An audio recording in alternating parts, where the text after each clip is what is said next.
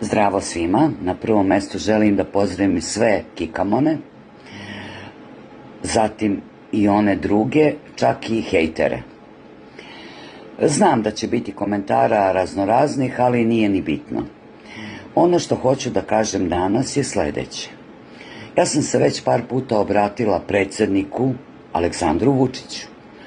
Naravno, nikad mi se niko nije javio, nisam uhapšena, vidite, kući sam još uvek. Ne znam šta će biti posle ove objave, ali ajmo dalje.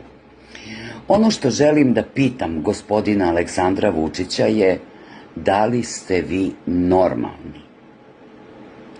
Sa dva uzvičnika, i sa leve i sa desne strane.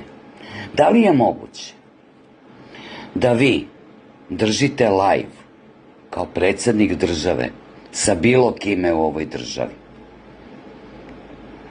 To je po meni apsurd. Ali ajde, vaša stvar. Ali, da li je moguće